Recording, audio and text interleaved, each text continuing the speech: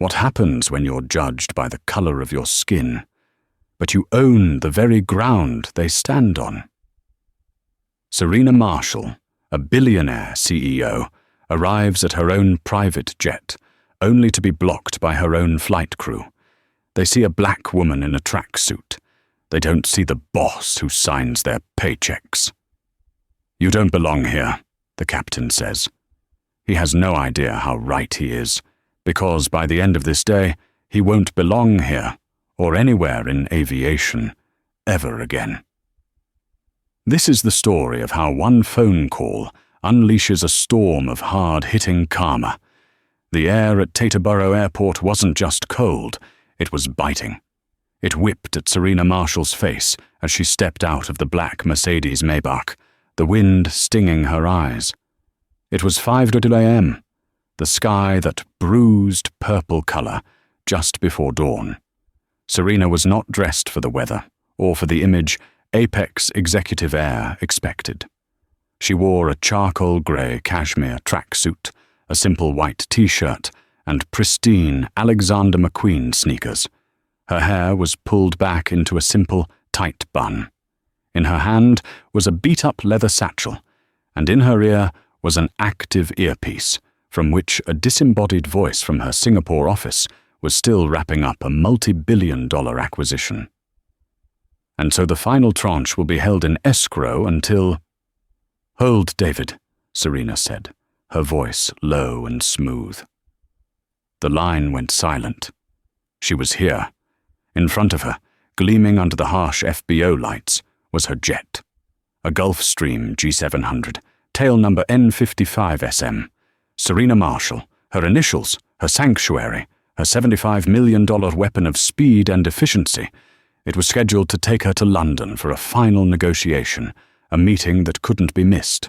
She walked past the small, polished Apex terminal, directly onto the tarmac where the G700 waited, its engines in a low, patient hum. A flight attendant was standing at the top of the air stairs, silhouetted against the warm light of the cabin. Serena, focused on the email popping up on her phone, started up the stairs. "Mom. Mom." The voice was sharp, like a shard of glass.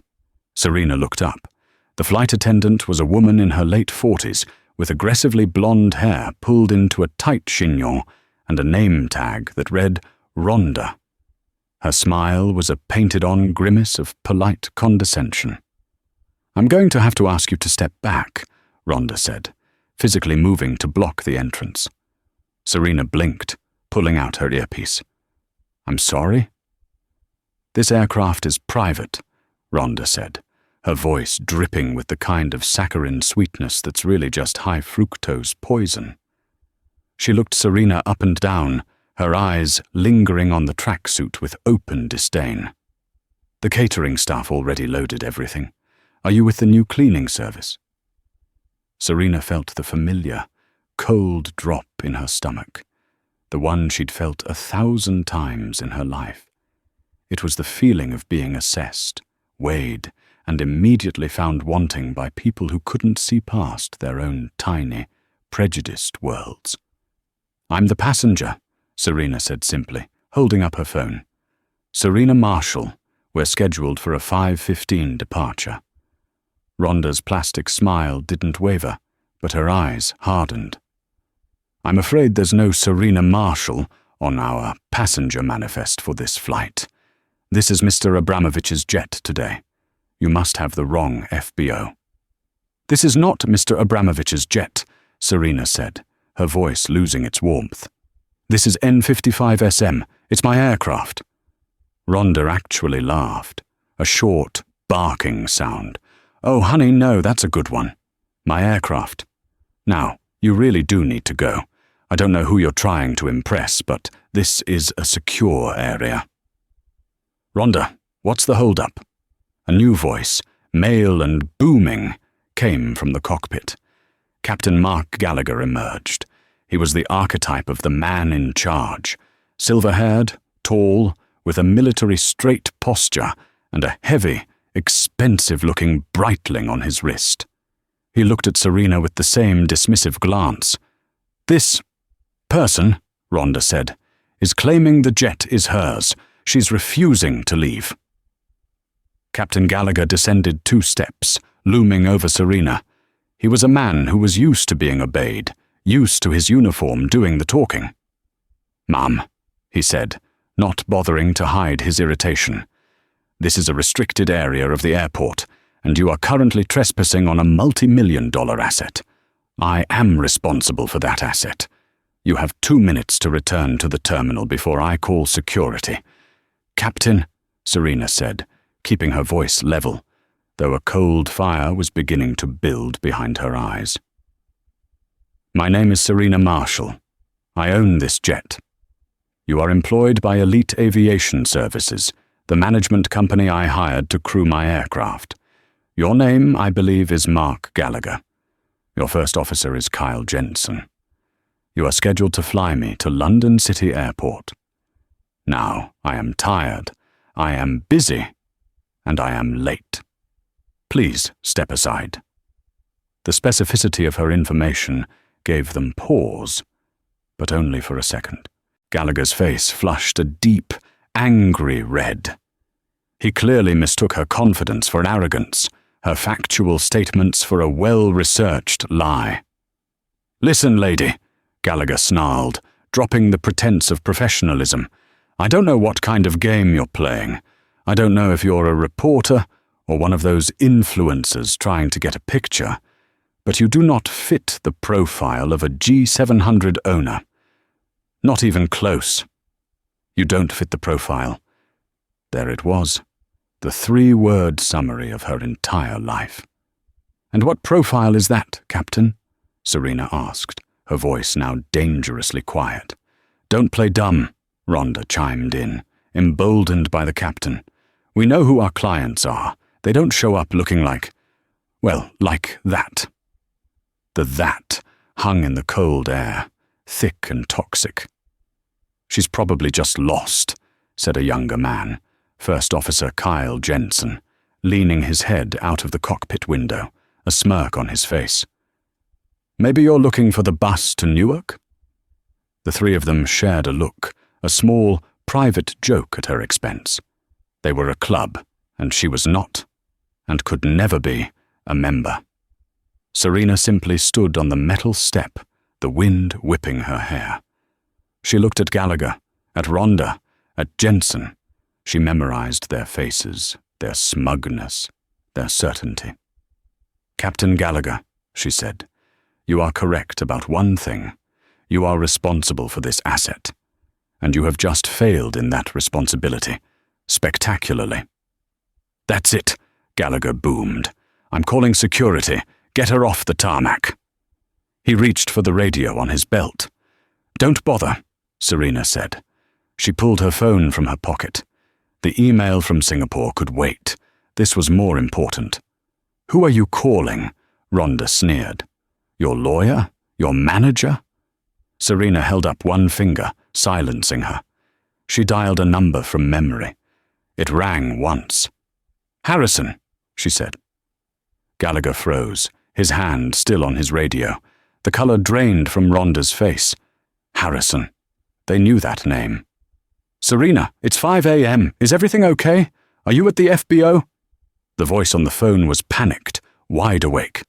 "I am, Harrison," Serena said, her eyes locked on Captain Gallagher.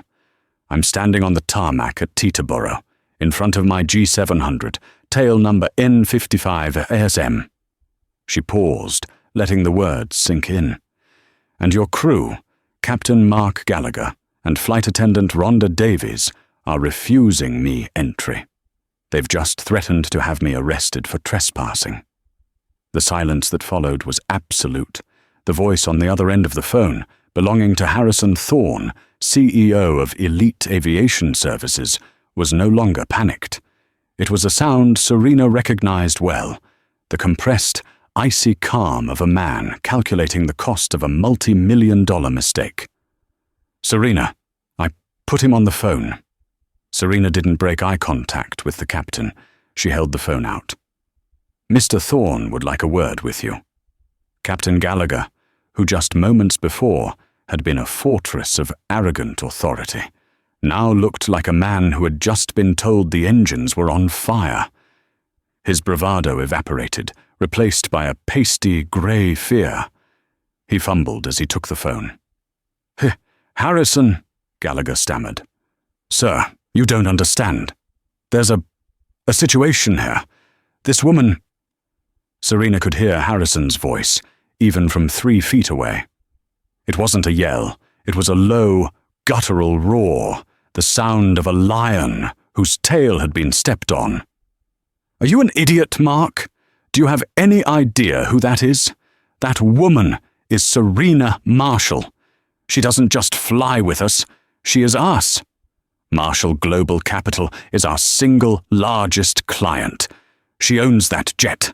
The ink on the management contract is barely dry." Gallagher was visibly trembling, the phone shaking in his hand. "But sir, she didn't look. She's in a tracksuit." "I thought—" "You thought. You're a pilot, Mark, not a bouncer. You don't get paid to think about what a billionaire looks like. You get paid to check a tail number and a passenger manifest.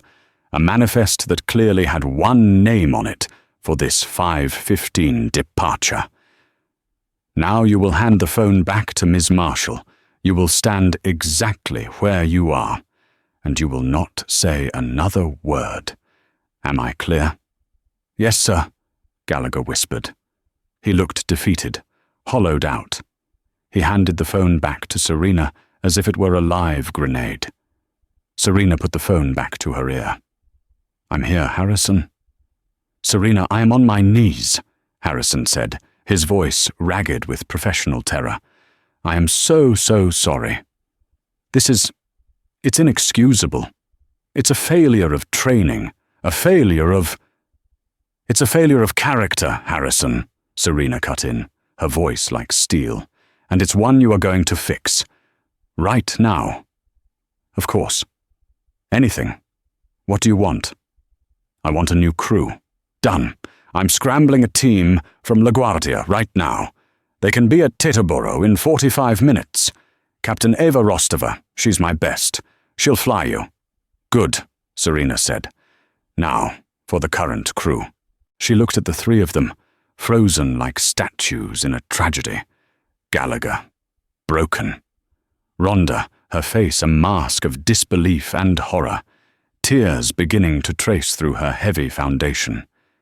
Jensen, the first officer, was no longer visible. He had apparently retreated back inside the cockpit, hoping to become invisible. "Harrison," Serena said, her voice clear and sharp in the pre-dawn air. "Captain Gallagher, First Officer Jensen, and Flight Attendant Davies are not to set foot on this aircraft. They are not to touch my property, and they are never, ever to be assigned to any asset associated with me or my company again. Consider them gone, Serena. Not just from your account, from the company. I'm firing them for cause, gross misconduct, endangering a client relationship. This is career suicide, and they did it to themselves." "We're not finished, Harrison," Serena said. "Firing them is the start. I am standing on a freezing tarmac at 5:20 a.m. I have a $40 billion merger to close in London. This incident has not only insulted me, it has jeopardized my business. This isn't just a personnel problem anymore. This is a systemic problem." "What do you mean?" Harrison asked, his voice wary. "I mean, I want to know why this happened. I want their files, Harrison. I want their jackets. I want to know if this is the first time they've profiled a passenger." "Serena, that could get into legal. HR. I don't care," Serena snapped. "You manage a fleet for the most powerful people in the world. You are paid a fortune for discretion and professionalism. Your crew just treated the owner of a G700 like a piece of trash, based on the color of her skin and the fact she wasn't wearing a couture suit. This is not a customer service complaint. This is a rot, Harrison. And I want to know how deep it goes. You have until I land in London. She hung up. She looked at the trio. You heard the man, she said. Get off my jet. Rhonda finally broke. Please, she whispered, the tears coming in earnest now. I have a mortgage. I have. Please, I didn't mean... You didn't mean what? Serena asked, taking her first step up the stairs, forcing Rhonda to back up. You didn't mean to judge me? You didn't mean to call me a trespasser? You didn't mean to imply I was lying? You've been a flight attendant for, what, 20 years? You're not new. You're just racist. I'm not racist, Rhonda shrieked, the desperation making her voice ugly. I have black friends. Serena almost smiled. It was the last refuge of the exposed. Your friends must be very proud, she said. She reached the top of the stairs, standing on the threshold of her aircraft. Captain Gallagher was still on the tarmac, looking up, a man witnessing his entire life crumble. Captain, Serena called down. A word of advice. The profile for a G700 owner is simple. It's the person whose name is on the FAA registration. That's it. Nothing else matters. Not the suit, not the skin, not the shoes. Only the signature on the check. And you just insulted the woman who signs yours. She turned to Rhonda. You, on the other hand, you just made the classic, fatal mistake of the terminally average. You assumed your small, petty world was the world. You judged my cover, and you never even bothered to open the book. Serena stepped into the warm, silent cabin of her jet.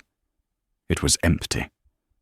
She walked to the cockpit, where Kyle Jensen was furiously pretending to check a gauge. Mr. Jensen, she said. He flinched, turning slowly. He was barely 30, and looked like he was about to be sick. You're the first officer, she said. Your job is to be the second pair of eyes, to provide an objective, secondary opinion, to back up your captain when he's right, and to correct him when he's wrong. You did neither. You just giggled from the window. You're not just a bad pilot. You're a coward. Get out. Jensen scrambled from his seat, not making eye contact, and fled down the stairs. Serena sat in the captain's chair, the leather still warm from Gallagher. She looked out at the lights of the FBO, alone. She'd wait for Captain Rostova. She watched as Apex Security, finally alerted by a frantic FBO manager who'd gotten his own call from Harrison Thorne, arrived. They weren't here to arrest Serena. They were here to escort Gallagher and Rhonda from the premises. As Captain Gallagher was being led away, his face a mask of impotent rage, he locked eyes with Serena through the cockpit windshield. She didn't gloat. She didn't smile. She just held his gaze.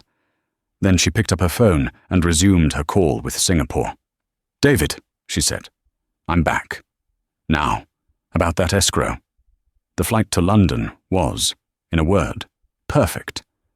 Captain Eva Rostova and her hand-picked crew were the picture of professionalism.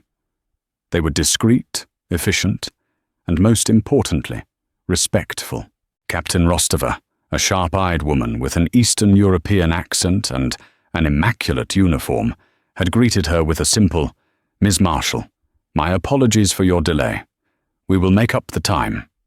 Welcome aboard. Serena slept for 3 hours, woke up, and worked for 4. As the G700 descended through the clouds over the English Channel, her phone buzzed with an encrypted file from Harrison Thorne. The subject line, Internal Review. M. Gallagher, R. Davies. She opened it. What she found was far more disturbing and far more criminal than simple garden variety racism. The files were thick. Harrison had clearly pulled out all the stops. Rhonda Davies, her file was littered with minor client complaints, all quickly smoothed over by her previous FBO managers. The complaints all had a similar theme: cold, dismissive, judgmental. But the clients were all similar, a Saudi prince's wife dismissed as cultural difference, a new money tech billionaire from India dismissed as jealousy, a famous black rapper dismissed as he was probably rude first. Rhonda was a master of a specific kind of class-based and racist gatekeeping. She was fine with the old money white families of New England, but she had open contempt for anyone she deemed unworthy of the private jet lifestyle. But Gallagher's file was the real story.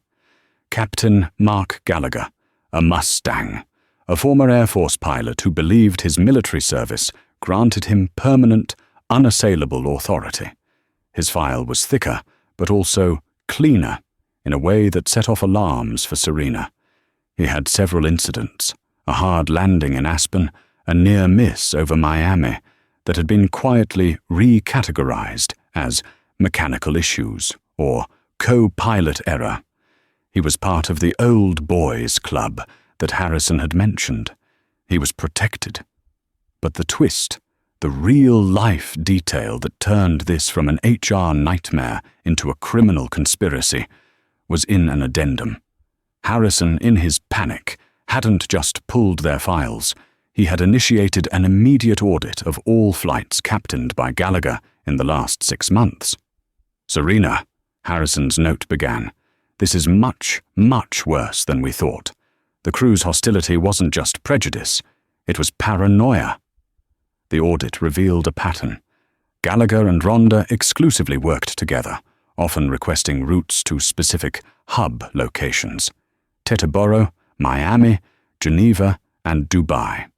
On flights where the owner was not present, so-called repositioning flights, or empty legs, the jet's cargo logs showed discrepancies, specifically undeclared cargo.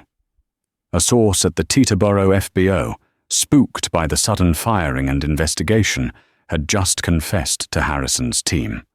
Gallagher and Rhonda, it turned out, were running a smuggling ring.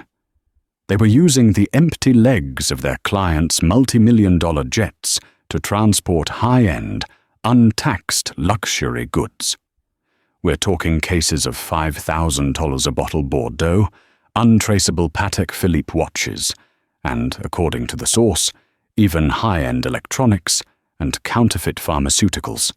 The FBO manager at Apex Executive Air, a man named Travis Dolan, was in on it. He would assign Gallagher's crew to absentee owners he thought wouldn't notice or care. He'd ensure their cargo bay was never inspected, logged as owner's personal effects.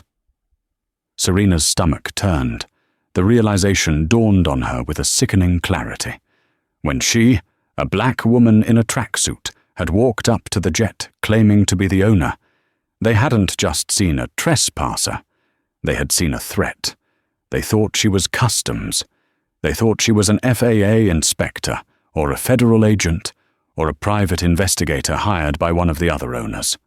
Their aggressive, racist, and classist reaction was a panic-fueled defense mechanism.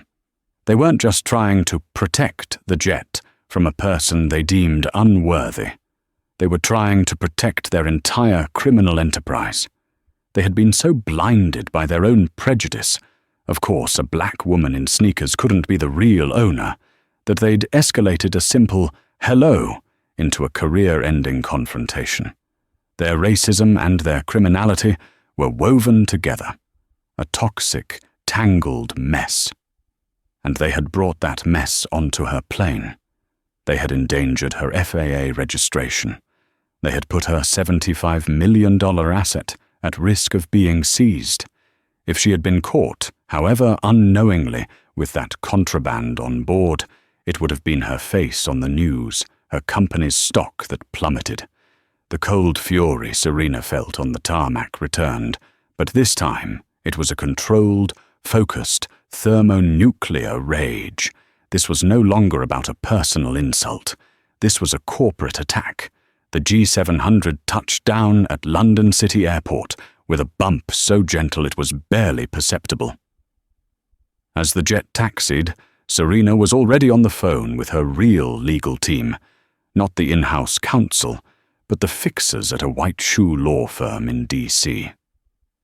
"James," she said, as she watched the London rain start to fall, "I need you to look into a company called Apex Executive Air at Teterboro. I'm sending you a file. I believe they've been facilitating a smuggling operation, and I want them shut down." "Shut down or?" James asked. "Or," Serena said, looking at the G700's N55SM registration reflected in the wet tarmac. "Maybe. I want you to find out what it would cost to buy them." The karma for Mark, Rhonda, and Kyle wasn't a single lightning bolt. It was a cascade, a series of dominoes falling one by one, each pushing the next into a deeper, more permanent state of ruin. It began back at Teterboro, less than an hour after Serena's G700 had departed. First Officer Kyle Jensen. He was the first to crack. After being dismissed from the jet, he sat in the Apex crew lounge, watching his career flash before his eyes. He was young. He had a mountain of flight school debt. When Harrison Thorne's head of security, a stone-faced man named Peter, sat down opposite him, Kyle didn't even put up a fight. "You're done at Elite," Peter said, not unkindly. "You know that." I just... "Mark is the captain," Kyle stammered. "You're a coward, Mr. Jensen, but you might not be a criminal. Unlike your captain." Peter laid out the options. Kyle could be terminated for cause, blacklisted, and tied to Gallagher and Rhonda's unfolding legal nightmare. Or he could tell them everything he knew. Right now, Kyle sang. He told them about the weird logs, the heavy bags marked owner's supplies that he was never allowed to inspect, the sudden, last-minute flight plan changes from Gallagher, the cash envelopes he'd seen Travis Dolan, the FBO manager, pass to the captain. Kyle had thought it was just Gallagher's side hustle, a way to get perks. He claimed he never knew the extent. Peter didn't care. Kyle signed a full, detailed affidavit. His karma was swift, but not total. He was fired.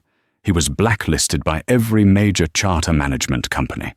His path to flying heavy jets was gone. But because he cooperated, Harrison Thorne, at Serena's quiet suggestion, made sure he wasn't charged as a co-conspirator. Kyle Jensen's hard karma was a return to the bottom. He'd spend the next decade as a flight instructor in Ohio, teaching college kids in a freezing Cessna 172, forever haunted by the day he giggled at a billionaire. Flight attendant Rhonda Davies. Her fate was more immediate and more public. After being escorted from the tarmac, she made a scene in the Apex lobby. She shrieked about unfairness and discrimination against her. She threatened to sue Serena Marshall, Elite Aviation, and Apex. The Apex FBO manager, Travis Dolan, not yet knowing the game was up, tried to calm her down. "Rhonda, you need to be quiet," he hissed. "I will not. That woman. She can't do this." It was at that moment that two Port Authority police officers, dispatched by Harrison's security team, approached. "Mom, we need you to lower your voice." "You can't tell me what to do," she screamed. And so, Rhonda Davies was arrested. Not for her racism, but for the mundane, pathetic charge of disorderly conduct in a private terminal. She was led out of the glass and chrome lobby in handcuffs, her perfect blonde chignon now coming undone, her face a mask of streaming black mascara. Her hard karma was a viral video. A line cook at the FBO's cafe had filmed the whole meltdown. By the time Serena landed in London, Teterboro tarmac Karen was already trending. Rhonda was fired, of course, but the video made her unemployable in any service industry. No one would hire that face, that shriek. She was toxic. She lost her condo. The last anyone heard, she was working the night shift at a 24-hour convenience store in rural Pennsylvania, stocking shelves, her face now sullen and anonymous. Captain Mark Gallagher. His fall was the hardest and the most deserved. He didn't get to the crew lounge. Harrison Thorne's team, armed with Kyle's new affidavit, had immediately grounded all of Gallagher's future flights and alerted the FAA and Customs and Border Protection. Mark Gallagher, the old-school pilot, the man's man, had tried to bluster his way out. When Peter and 2 Port Authority officers confronted him in a small office, he laughed. "This is insane. You're taking the word of a hysterical woman in a tracksuit? I'm a decorated pilot." "We're not here about the woman, Mr. Gallagher," said the CBP agent, stepping forward. "We're here about Flight 904, repositioning from Geneva 2 weeks ago.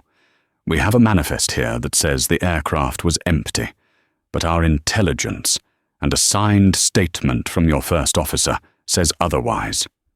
We'd like to take a look at the trunk of your car and your locker." Gallagher's face, which had been red with anger, turned the color of chalk. He knew he was trapped. The game was over. They didn't just find a few watches. In his car, in a locked duffel bag, they found $50,000 in undeclared cash and a ledger detailing every illegal shipment, every FBO contact, every bribe. He wasn't just a pilot. He was the linchpin of the entire Teterboro smuggling operation. His hard karma was not a viral video. It was a federal indictment. He was arrested on the spot, not for being a racist, but for conspiracy, smuggling, customs fraud, and money laundering. Serena's humiliation on the tarmac, the act of profiling, was the tiny, crucial mistake that had unraveled his entire criminal empire. He had disrespected the one person who had the power, the resources, and the motive to pull on that thread until the whole sweater came undone. Serena's meeting in London was a success. The $40 billion merger was finalized, but her mind wasn't entirely on the deal. It was on the rot at Teterboro. She received the updates from Harrison as she sat in her suite at the Savoy. Gallagher, in federal custody, no bail. Davies, viral video, blacklisted. Jensen, cooperating, terminated. Dolan, FBO manager. Named by Gallagher, arrested by Port Authority. It was a clean sweep. Harrison Thorne had done his job, cleaning house to save his multi-million-dollar contract with Marshall Global Capital. He called Serena, sounding relieved. "Well," Harrison said, "the cancer is cut out. I've personally assigned Captain Rostova as your permanent lead pilot, and on behalf of Elite, I'd like to offer you a year of management services, free of charge as our apology." There was a pause. Serena looked out the window at the Thames. "No, Harrison," she said. "No?"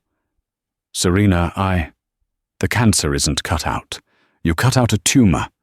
The disease is the environment that let it grow. Apex Executive Air, its management, its culture. They're a separate company, Serena. I have no control." "I know," Serena said, "and I'm not asking you to. I'm telling you what I'm doing next." The Apex Executive Air, FBO, was not a public company. It was a subsidiary of a larger, mid-cap logistics conglomerate, Aeroprime Holdings. And Aeroprime Holdings, Serena knew, had been underperforming for 2 quarters. Her legal team had confirmed it. They were leveraged, in debt, and vulnerable. Their stock was cheap. When Serena returned to New York 2 days later, she didn't just go back to her penthouse. She went to her war room at Marshall Global Capital. She called an emergency meeting of her acquisitions team. "Aeroprime Holdings," she said, as their logo appeared on the massive screen. "They own FBOs across the Northeast. Their flagship is Apex at Teterboro. It's poorly managed, their staff is corrupt, and their parent company is drowning in debt. I want it." Her team, used to her big game hunting in tech and finance, was confused. "Serena," her CFO, Michael, said, "it's an FBO. It's Infrastructure. It's not our sector. It's a low-margin, high-regulation headache. It's not a headache, Michael, Serena said. It's a trophy. It's a distressed asset in a prime location that has just been decapitated of its corrupt management. And it's personal. She didn't need to say more. Her team moved. It wasn't a hostile takeover. It was a surgical strike. Serena's firm approached Aeroprime's board, not with an offer, but with an ultimatum. She presented her DC lawyer's file, the one detailing the federal investigation at their Teterboro location. She showed them how the Travis Dolan problem was likely systemic, and how the coming lawsuits and federal audits would tank their already sinking stock. Then, she offered them a life raft. Marshall Global Capital would buy the entire Apex Executive Air Division in cash for a price that was just high enough for them to call it a strategic divestment instead of a fire sale. She would absorb their liabilities she had just exposed. The board agreed in less than 24 hours. 1 month after Serena Marshall was denied entry to her own jet, she flew back to Teterboro. But she didn't park on the tarmac. She parked, and then she walked into the FBO. The Apex Executive Air sign was gone. In its place, a new, brushed aluminum sign was being installed. It read, Marshall Executive Air. She walked into the lobby. The staff was lined up, terrified. They were the ones who hadn't been fired, the ones cleared by the new security team.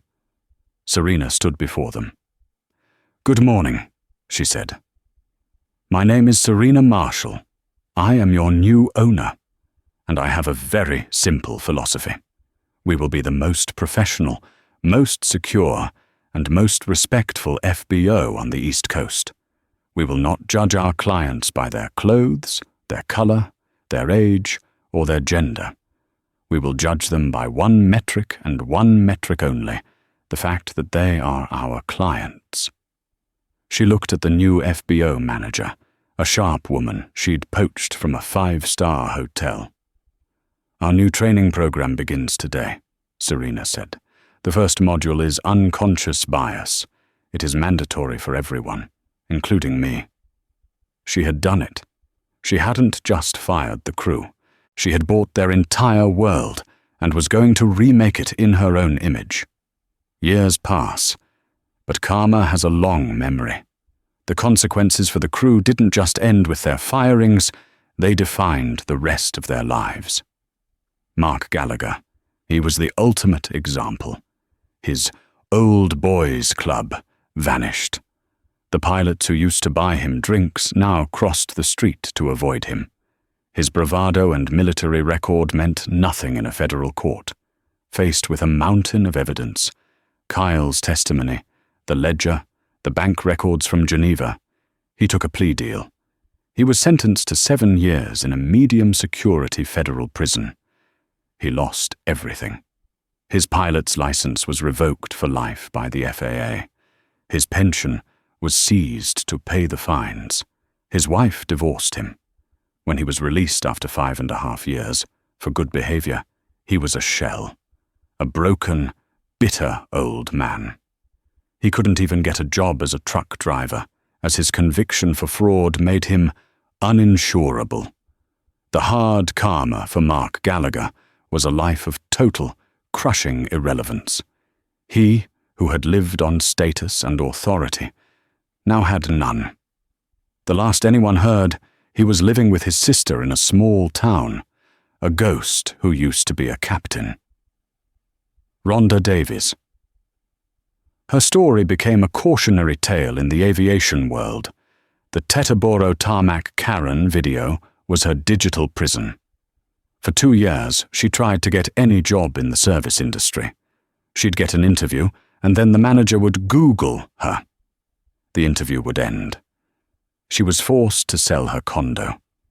She moved from New Jersey to Pennsylvania, then to Ohio, trying to outrun her own infamy. But the internet is forever. She finally found a job where no one asked for her last name, and no one cared. A greasy, all-night diner off the I-80, working the graveyard shift. The hard karma for Rhonda wasn't prison. It was a different kind of life sentence. Her punishment was to be exactly what she had always feared, an invisible, working-class woman. One night, a local TV news crew came in to do a fluff piece on late-night diners.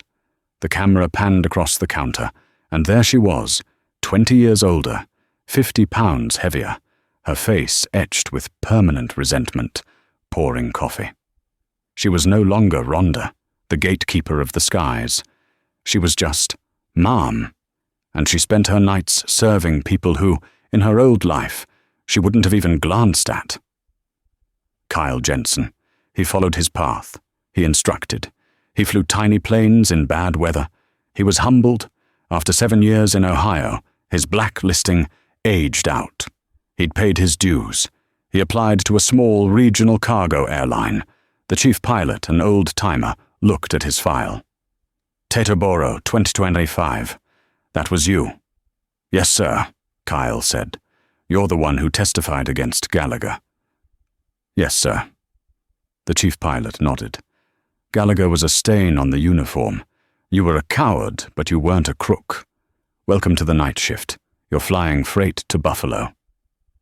Kyle's karma was a second chance, but one built from the absolute bottom.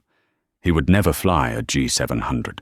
He would never see the inside of a private FBO again. He would spend his career flying boxers, not billionaires, always remembering the day his silence and his smirk had cost him everything. Travis Dolan, the FBO manager. As the manager who facilitated the whole ring, he was facing 10 years. But like Kyle, he sang. He gave the feds the entire network, from the suppliers in Europe to the distributors in Miami. His cooperation was so total that he was given a reduced sentence and witness protection. He lost his name, his family, his life. He simply disappeared. His karma was to be erased. 5 years is a lifetime. In the world of high-stakes finance and aviation, it's an eternity. The incident on the Teterboro tarmac, the day a captain, a flight attendant, and a broken system had tried to humiliate Serena Marshall, was not just a memory. It was a crucible. It was the moment of impact that had changed the trajectory of everything that followed. The FBO at Teterboro was unrecognizable. The utilitarian, cold, apex executive air was a ghost, replaced by the gleaming, state-of-the-art flagship of Marshall Executive Air. It was less a terminal and more a 5-star fortress of discretion and efficiency. It was, by every industry metric, the #1 rated FBO on the eastern seaboard. It was 10 a.m. on a crisp Tuesday, and the main atrium was a quiet hum of activity. A young man, barely 25, was pacing nervously. He wore an expensive-looking Arc'teryx rain jacket, faded jeans, and a pair of clearly new, very white common project sneakers. His name was Alex Chen, and he was the co-founder of a new AI company that had, overnight, been valued at $9 billion. This was his first ever private flight. He was terrified, not of the flying, but of this, the world of it. He was convinced someone was about to tap him on the shoulder and ask him to use the service entrance. The glass doors slid open, and a woman in a perfectly tailored dark blue suit approached him. She wasn't a flight attendant. She was a client relations manager. Her name tag read Annika. "Mr. Chen?" she asked, her smile warm and genuine, with no trace of the condescending chill Alex had been bracing for. Yeah. Alex. Hi. A pleasure to welcome you to Marshall Air, sir. Your jet is fully provisioned and ready for your 10:30 departure. Your co-pilot, Mr. Ibrahim, has already filed the flight plan. We'll be wheels up for San Jose the moment you're comfortable. May I get you an espresso or some sparkling water before we walk you to the aircraft?" Alex blinked. "Oh, sure. An espresso would be great. Of course. And please let me know if the cabin temperature is to your liking. We set it at 70 degrees, but we can adjust it remotely." Alex watched her walk to the sleek, built-in cafe. There was no judgment in her eyes. No one had looked at his sneakers, his jacket, or his nervous energy. They had just served him. He was a client, that was all. From a second-floor glass-walled office, Serena Marshall watched this exact interaction. She was in town for a board meeting. She saw Annika, whom she'd personally headhunted from the St. Regis, handle Alex Chen with smooth, uncomplicated professionalism. She saw the tension leave the young billionaire's shoulders. Serena smiled. This was what she had built. The door to her office opened, and Eva Rostova walked in, holding a tablet. Eva was no longer just a captain. She was the executive director of flight operations for Marshall Global Capital, overseeing a fleet of 8 jets, a dozen helicopters, and the entire Marshall Executive Air FBO division. Her hair had flecks of silver, but her eyes were sharper than ever. "He looks nervous," Eva said, nodding at Alex Chen below. "He's new," Serena replied. "It's our job to make him feel like he belongs, because he does." "Well, Annika has it handled," Eva said. "Your G800 is prepped. We're clear for departure to DC as soon as you're ready." "Thank you, Eva. One more thing before I go." A man who had been standing in the corner of the office stepped forward. This was Peter Vance, the man who had been Harrison Thorne's head of security. He, like Eva, had been one of the first people Serena had hired away when she started her own aviation division. He was her fixer, her security chief, and in a strange way, her historian. "It's November 14th, Ms. Marshall," Peter said, his voice a low monotone. "It's been exactly 5 years." "I know what day it is, Peter," Serena said, turning from the window. "As per your standing request, I compiled the final follow-ups on the Teterboro crew." Serena sat behind her desk. She didn't enjoy this, but she required it. Consequences were not abstract. They had to be documented. "Go on," she said.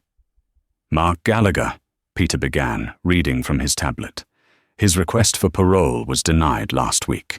Federal prison in Danbury. His conduct report cited unresolved anger issues and a complete refusal to accept responsibility. He still, to this day, writes in his appeals that he was set up by a hostile client and that his actions were justified in protecting the aircraft. The federal marshal noted that Gallagher's behavior suggests he still believes he is the victim." Serena steepled her fingers. His arrogance was his downfall. It's fitting it should be his jailer, too. And his prison job? Kitchen duty. He washes pots and pans for 28 cents an hour. The man who had lauded his authority from the top of the air stairs reduced to scrubbing grease. The karma was precise. "Continue," Serena said. "Rhonda Davies." Peter's face tightened.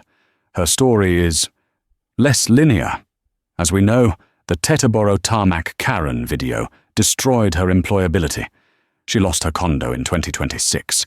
She moved to Pennsylvania, then Ohio, working a series of low-wage night shift jobs. The diner we had her tracked to, it was bought out, and the new owners did a simple background check. She was fired. We lost track of her for almost a year. And she surfaced 3 weeks ago in a women's shelter in Scranton. She's 54 years old, destitute, and, according to the shelter's intake form, suffering from severe depression. She is, for all intents and purposes, unemployable. The internet has made her a permanent pariah. She can't escape what she did." Serena felt a flicker, not of pity, but of a cold, grim acknowledgement. Rhonda had worshipped at the altar of status and appearance. Her karma was to have that system turn on her, to be stripped of all status and become a ghost. "Kyle Jensen," Peter said, "the co-pilot. His path is the greyest. As you know, his cooperation kept him out of prison. He's been flying cargo, specifically medical supplies, between Cleveland and Buffalo for the last 4 years. Night shift, bad weather, old planes. He applies to regional passenger airlines twice a year. He's always rejected. The incident at Teterboro is a permanent mark on his FAA record. He's not a criminal, but he's not passenger-worthy. He's in a professional purgatory of his own making. He's flying," Serena noted. "It's more than he deserves. But he was a coward, not a conspirator. His fate is his own to manage." And finally, Travis Dolan, the FBO manager. After his testimony, he was given his new identity. He lives in Arizona, works at a Home Depot, and hasn't spoken to his family in 5 years. He has been effectively erased. Peter finished and looked at her. "So, that's it. The final chapter. They are all, in their own ways, gone." Serena stood up and walked back to the window.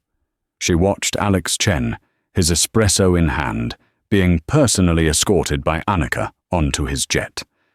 He was smiling now, his shoulders relaxed. "They're not gone, Peter," Serena said quietly. "They are a lesson. They are the cost of building this." She tapped the glass, indicating the entire FBO operation below. "They are the why. They built their own prisons out of their prejudice, their greed, and their weakness. I just had the uncomfortable obligation of locking the doors. Thank you, Peter. That will be all." Peter nodded and left. Eva Rostova stepped back in. "Ready?" Eva asked. "Almost. I want to see them first." Eva smiled. "I thought you might. They're in Hangar 4. Serena and Eva walked from the pristine terminal into the massive, echoing space of Hangar 4. The floor was so clean it shined. In the center, a mid-sized Embraer Praetor 500 was undergoing a systems check. Standing around the landing gear were 6 young people in crisp, white Marshall Aviation polo shirts. They were the inaugural class of the Marshall Aviation Scholarship Program. They were a diverse group, a young man in a Sikh turban, a woman with a sharp military haircut, a young white guy who looked like he was from the Midwest, and a young black woman, her hair in intricate locks, who was listening intently to a senior mechanic. When they saw Serena, they all snapped to attention, their eyes wide. The young black woman stepped forward. Her name tag read Amara. "Ms. Marshall, Director Rostova. We weren't expecting you." "We're on our way out," Serena said, her voice softer now. "I just wanted to see the future." She walked up to Amara. "You're top of the class, I hear. Pilot track." "Yes, Ma'am," Amara said, her voice shaking slightly, but her eyes firm. "I've been flying simulators since I was 12. This is the first time I've been in a real hangar." "And why aviation, Amara?" Serena asked. Amara hesitated, then spoke her truth. "I grew up in the Bronx, right under the flight path for LaGuardia. I'd watch the planes all day, and I never saw anyone who looked like me in the movies. Never saw a black woman as a pilot. I didn't think it was allowed. I thought it was a world that was locked for people like me." Serena looked at her, and in that moment, she didn't just see a student. She saw herself, all those years ago, in boardrooms and at airports, being told in 1,000 different ways that she didn't belong. "It's not just allowed, Amara," Serena said, her voice full of a steel and warmth that Amara would remember for the rest of her life. "It is required. We need you. Your perspective, Your skill. This program, this entire FBO, was not built as a diversity initiative. It's a talent sourcing program.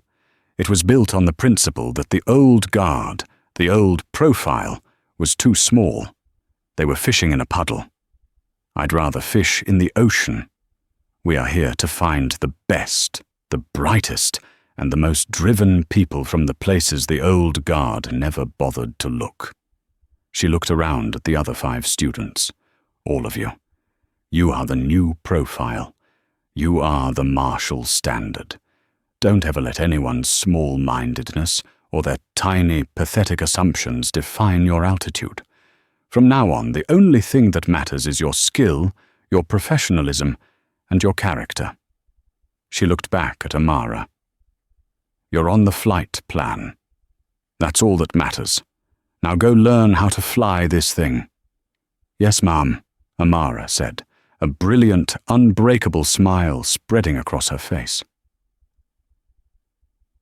An hour later, Serena's G800 was climbing through 40,000 feet, a silver dart punching a hole in the sky.